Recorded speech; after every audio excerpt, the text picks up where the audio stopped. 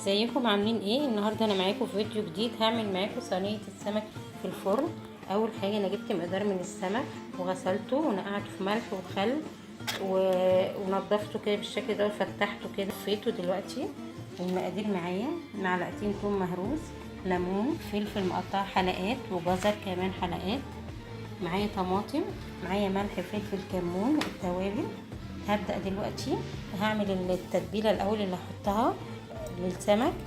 هحط فلفل اسمر على الثوم، كمون، ملح حسب كميه السمك اللي عندي، عصرت الليمون على الثوم، وهحط حوالي نص كوبايه زيت صغيره،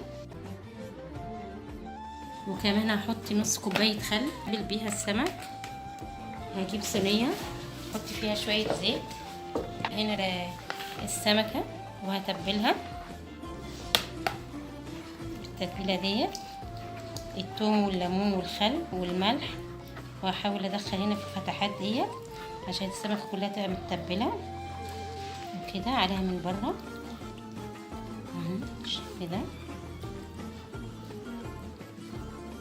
وهبدا ارصها هنا في الصينيه كده، وافتحها كده عشان لسه هحط فيها الفلفل والجزر والطماطم.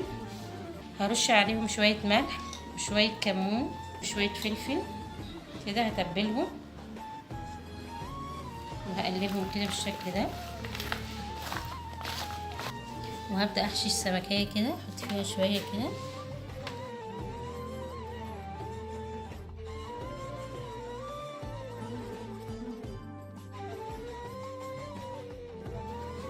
وهقفلها كده،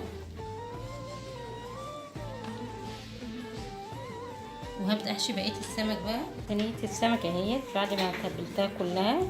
ايوه انا هسيبها لحد ما تتبل لمدة نص ساعة، وبعدين احطها في الفرن. هغطيها بسيلفر لما اجي احطها في الفرن عشان ما تيجي تستوي. وده الشكل النهائي لصينية السمك. خلصت معانا. وهقدمه كمان مع بطاطس محمرة، وهقدم معاه كمان الرز البني، وهقدم معاه كمان سلطة خضراء. واتمنى ان الطريقة تعجبكم، بالهنا والشفا. وما تنسوش اللايك والشير.